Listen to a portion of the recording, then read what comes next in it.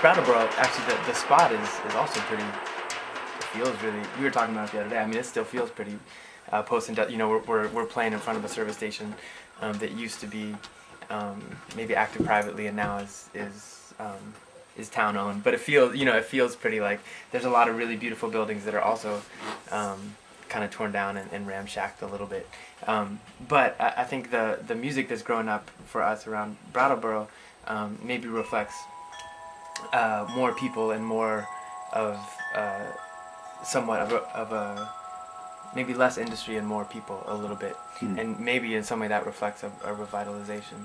What we definitely knew coming into the project is that our first reactions and our first impressions were going to be really naive, because none of us are from these communities. And although we've been here off and on for a while, by no means did we think we had a read on the area. And by the end of it, we'll only still have a certain amount of a read on it. But the fact is that the residency over time, you know, has let us dig in a little bit deeper. In my first couple trips up here, just the nostalgia that you get just by seeing certain things, and just the nostalgic vibe between the two places is a little bit different. And I think the way the music is shaping up, in a way, sort of reflects that. When you go to Bellows Falls, it's right in front of you. You don't have to look very hard to see all of the post. There's a train station, there's a depot, and there's a rail yard, and you can go around the corner, and there's people actually like physically bending rail cars back into shape that have been derailed, and like you can go and see it, and they're welding and they're cutting and there's sparks flying. You can go. You know, there's all these dilapidated houses as you go up past the coffee shop there, and it's like everything's right there in front of you to see. I think to just reiterate, I mean, I think we do really realize what a joy it is to come into a community for a month and search around, but also how, I mean, summing something up in a succinct way after being somewhere for 4 weeks is impossible. The complexities, you know, I think we're under no kind of pretense that we're going to be able to sum something up in 4 weeks. A lot of the music that we're writing, that especially Jason and Josh are writing, there's number sequences that could become music in many different kinds of ways and in many different kinds of places. And after all, you're just writing notes. I mean, if you're using a C major scale, you know, that could be done.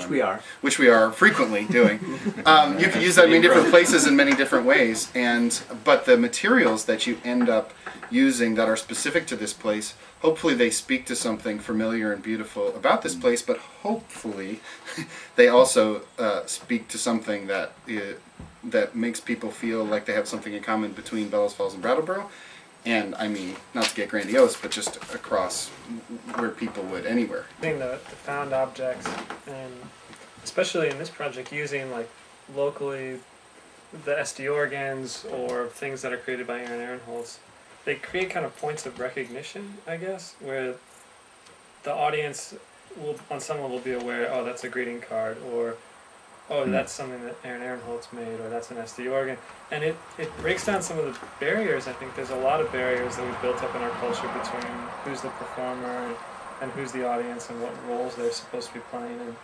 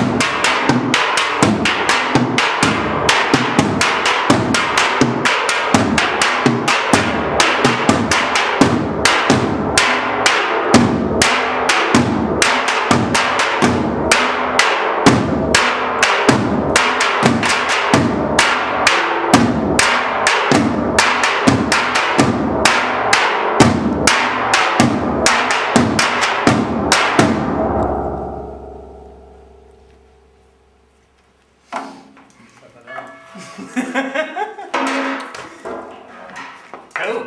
That's fun.